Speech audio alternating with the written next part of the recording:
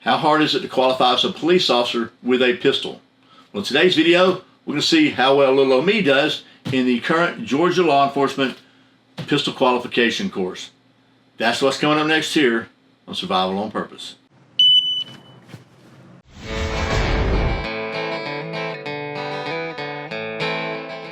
Welcome back to Survival on Purpose. My name is Brian. Thanks for joining me for today's video where, as I said, we're going to see how well I can do on the current Georgia Law Enforcement Pistol Qualification.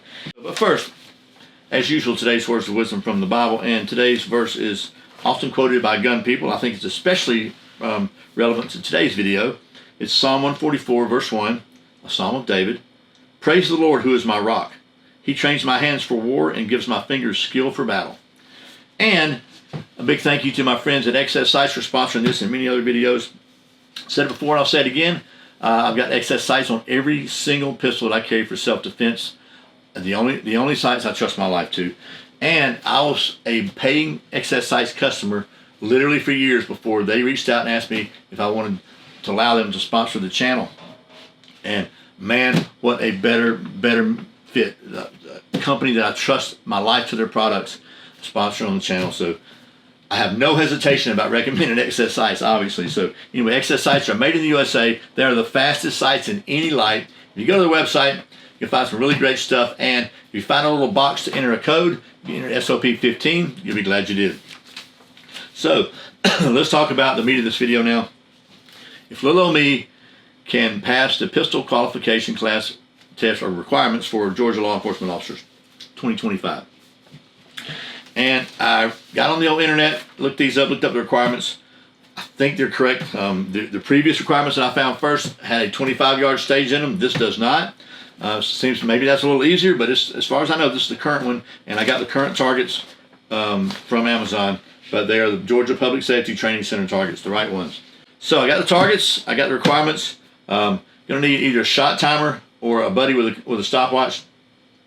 I had little issues with the shot timer. It could be me. Some of the times didn't show up right on here, so on those I used the timing from the video editing.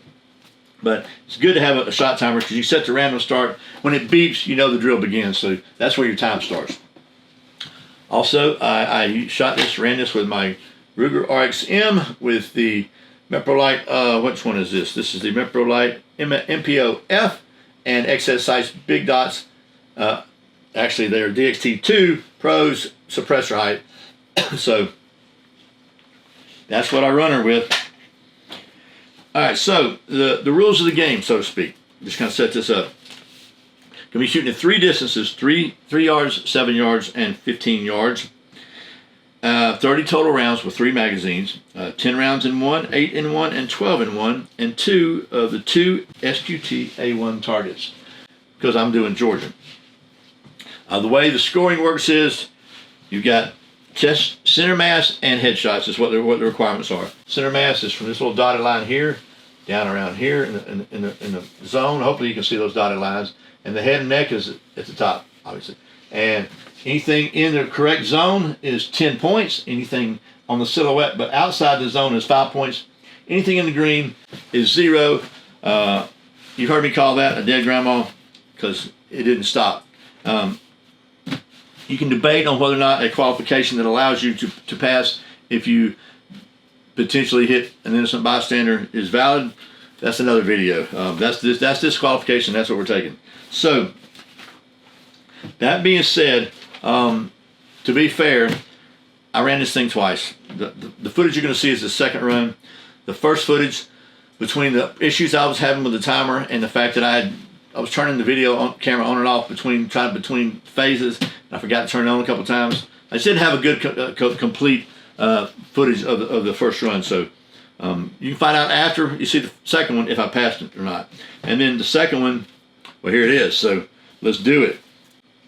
So the first round is from 3 yards and using the 10-round magazine. And there's two parts of that. Part 1 is from the holster, 6 rounds in 12 seconds. And that is 2 rounds to the center mass right, 1 round to the head right, 2 rounds center mass left, and 1 round to the head left once the timer goes off.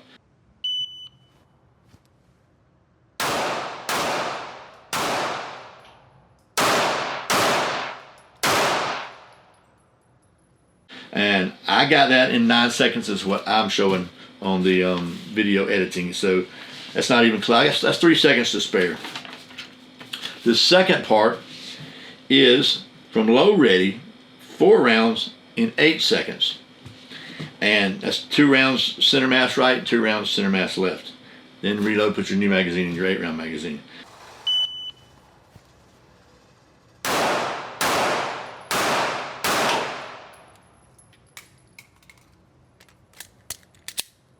I got that in 3-ish seconds based on my timer was kind of jacked up. I have 2.63 on my timer. Maybe that's right. I counted 3 seconds or so on the video editing. Either way, below 8 seconds. And you'll see the where they hit after when we finish all this, because I didn't want to go back and forth and trying to look at every phase target. And so the next phase is the 7-yard line, and there are 2 parts of that. From the holster, 2 rounds, 4 seconds. 1 round center mass right, 1 round center mass left.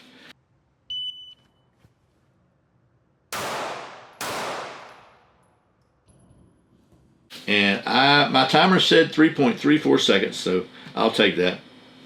And so the second phase of the second part of the 7-yard line phase is from low ready, 12 rounds, and you have 18 seconds to do this, and there's going to be a reload. 2 rounds center mass to the right target, 2 rounds center mass left, 1 round head right, 1 round head left, reload with the final magazine, which is a 12-round mag. 2 rounds to the center mass right, 2 center mass left, 1 head left, 1 head right.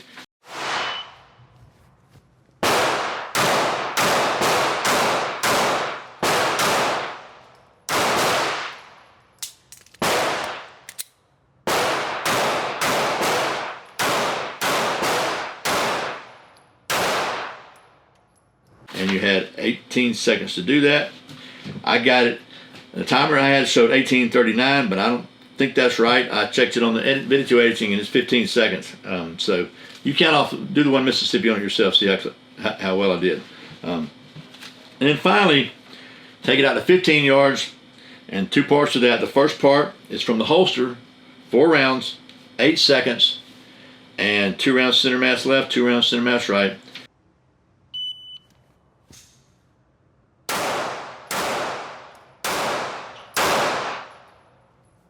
And I got it in 5.47 seconds according to the timer, and according to about 5 seconds from me looking at the editing. And then, last but not least, from high ready, 2 rounds in 4 seconds. 1 round center mass right, 1 round center mass left.